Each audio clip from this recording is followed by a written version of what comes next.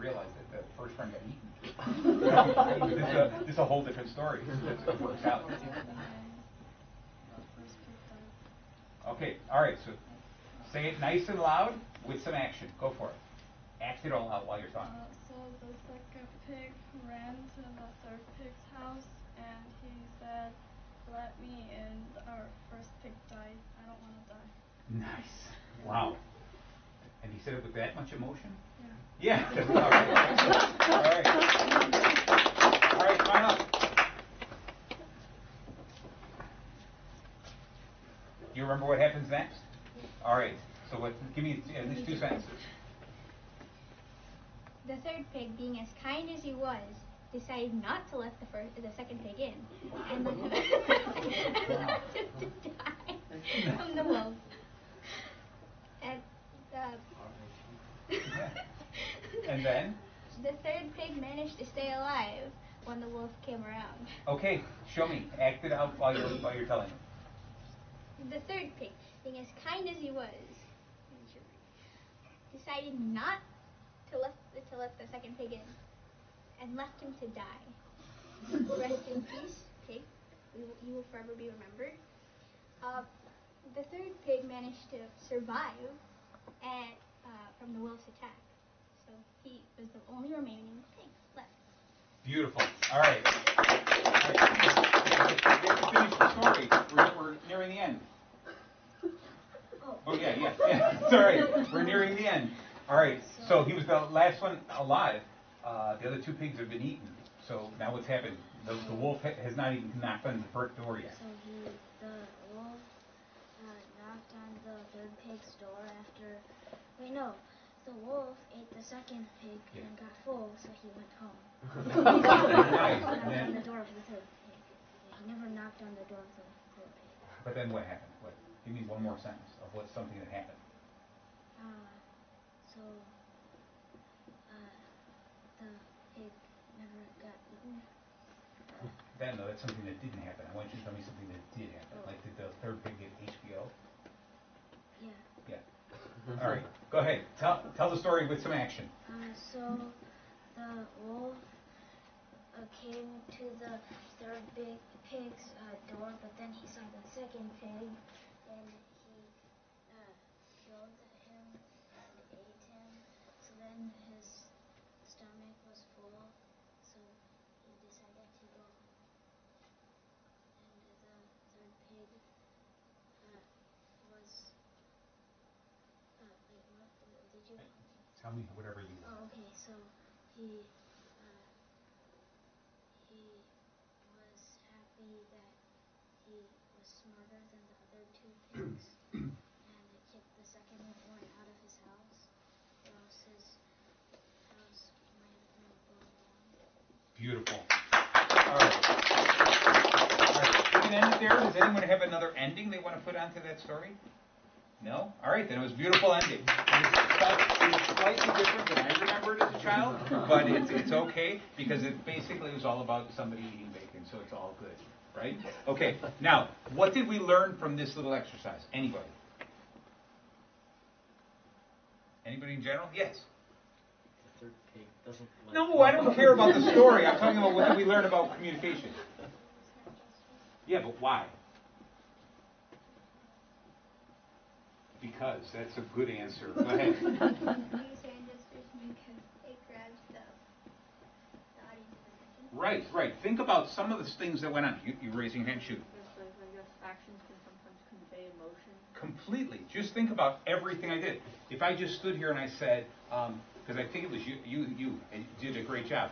I mean, if I just said, and so then the pig wandered into the woods and then he cut down some trees and he built his house. Okay, versus the pig wandered through the woods. All right, he cut down the tree and then he built a house from there. It adds some emotion to it, and it keeps the audience's attention. If I stand here and I don't move, you're going to get bored with me. But the more I move around the stage and the more things I do with my hands, raising them and lowering them, the more I change my voice, the more exciting the story will become. But there was another really neat thing that happened to some of you while you were doing it. I don't even know if you noticed it. Can anyone think of something else that happened while you were doing it? Anything? We became more absorbed into the story. Yes, as listeners, as well as tellers. Because so often what you did was, without movement, you said 2 lines, and then once I told you to do it with movement, you increased the story. You started adding some more to the story. Because as you were moving, you were talking, and the movement you were doing made you increase and change the story to make the story even better. So I want you to keep that in mind for next week. Aside from us doing the experiment or the election for president, okay, what we're also going to be doing is everyone's going to give a speech about something that happened during their week. So what I always do is this. Every night before you go to sleep, think of a story. Something that happened during your day. Something that's considered remarkable. What does remarkable mean? Anybody? Special. Almost. But more so, it means it's remarkable. It's worth repeating. Someone will remark on it. Okay? So what you want to do is tell a story that's worth repeating. Tell a story that somebody else is going to go, wow, that's an interesting story. I want to hear more, or at least I'll comment on it. So I want, at the end of every night, you should have one story for your day. Every day something can happen. It's up to you if you observe it or not. Okay? Then by next week, by Saturday night, I want you to think in your head of your entire week. What was the most remarkable thing that happened? And then on Sunday, I want you to come up and you're going to share that story. Okay? And so what we're going to do is we're going to slowly start working through those types of things. And when you share this story, remember, this is a remarkable story. This is something that was worth commenting on. So it's not a boring story. I don't want a boring presentation to go, yeah, so really nothing happened. So anyway, I was daydreaming and I saw some dust falling through the sky. And the light was catching and I thought, wow, that's dust. Okay? We don't want to hear that story. We want to hear something amazing and remarkable. Okay? But that was a pretty cool story about dust. So this is what I want you to do. Does everyone understand what you're doing, right? Everyone understand? Right? Right? If you can, and I know some people it's a little difficult. If you can, no one has to be hurt or eaten. Okay? All right? All right? It doesn't have to be death or dismemberment. It can just be a good story. All right?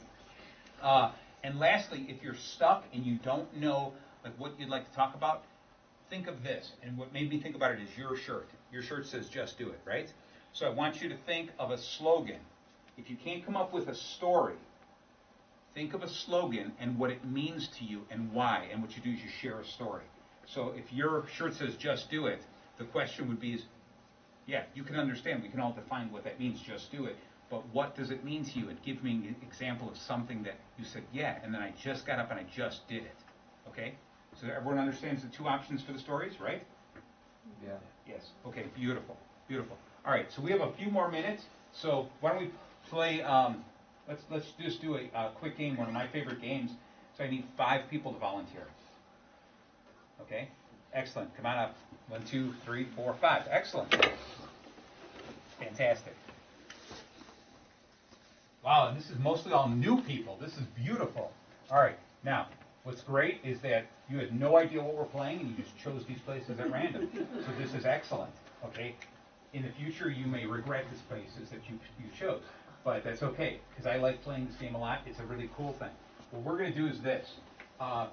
You're going to tell a story. We're going to create a story right now. Should be no more than 5 or 6 lines. Some of us, when we're given that rule, some of us come up with a 20-minute story, okay? Because their sentences are 150 words each. Okay? All right. But what we're going to do is just about 5 sentences, a short story, an opening, some emotion to it, make it kind of interesting, and a little bit of a conclusion. Okay? Got it? Should I say the whole thing? Or just You're going to tell the whole story. Yeah. Yeah. Hold on. So that's what you're going to do. You get to analyze him. You're the evaluator. After he's done telling the story, I want you to talk about how he could have painted the picture better, what he could have added into the story, like more color, more excitement. When he says, oh, there's a mean wolf, don't just say that. There was an awfully mean wolf. His hair was standing up. He was snarling and snot was coming off of him.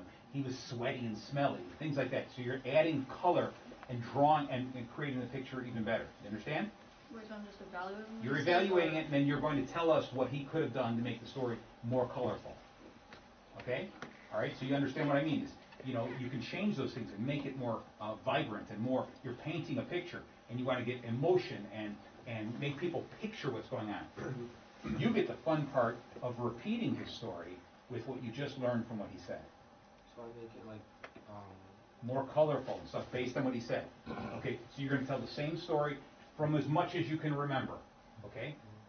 Then, your part is you're going to talk about how he can improve it by moving around the stage. So if you're talking about a story about a wolf and you're saying, man, you should make it that the wolf is drooling and he's snarling, and you're saying, so this wolf was drooling and he was snarling. You might go, say, no, the wolf was like drooling and he was snarling and snot was coming out of his nose. He was spitting on me. You're leaning into it. That's what you're going to explain. How to move and what your face is supposed to look like. I want to see all of this. Then you know what you get to do? Everything. Perfect. All right, you get to repeat the story a third time for as much as you can remember. If you need to, don't stop and go, what happens next? We don't want to hear that. You change the story. You make it work. So you do all the color that he brought in, all the movement that he did. So we're going to continue making it better and better. So we're going to start with a great story, but we're going to continue to make it better and better. Okay? So we need to come up with something. So what is the last thing that you ate today?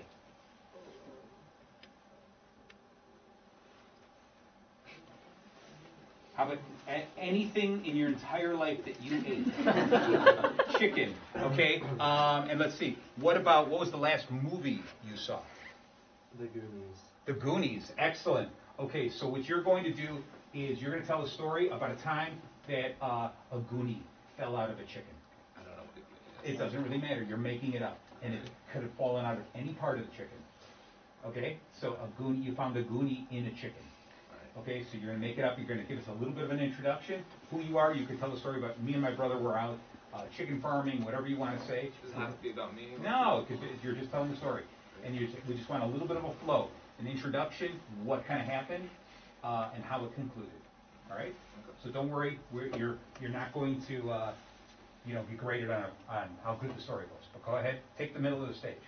Okay, so Gus the Goonie he was born into a family of chickens, and as a Goonie, he always felt a little bit like not the same as his family because they were all chickens and he was a Goonie, whatever that is, and so he grew up feeling a little bit like an outcast, separated from everyone else.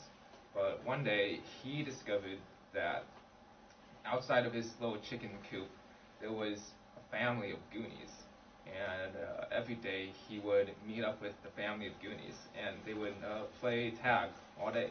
And eventually, he became so enraptured by the family of Goonies that he decided to ask his parent chickens, his chicken parents, if he could move out of the chicken coop and join the Goonies. And his chicken family, his chicken parents, they thought that it would be a great idea because they always wanted him to fly out of the nest, kind of like that. Beautiful. And, go ahead. Excellent. Yeah. All right. So now come on out here and tell us where he could have made the story more interesting. Come out in the middle. Yeah. Just like, I don't know. No. Yes, you know. You know. Don't say I don't know. Dialogue, I guess, but I don't know if that would No. make the story What could he have done? longer. How about what could he have done?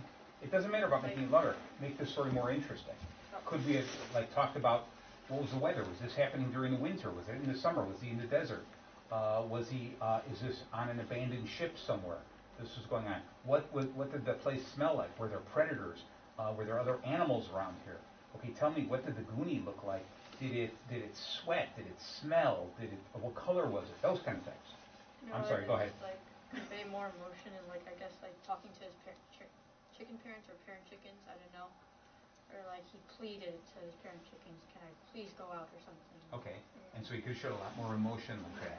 Okay, what about, and then even pitch the idea of what else could he have gone and described more? Well, I mean, I also don't know and stuff like that. None of us do. Okay, so we're just making that up. Okay. I mean, Goonies has nothing to do with chickens. It's a completely different movie. Okay, then. All right. Well, I'm just going to assume that they're midgets and say, I don't know how short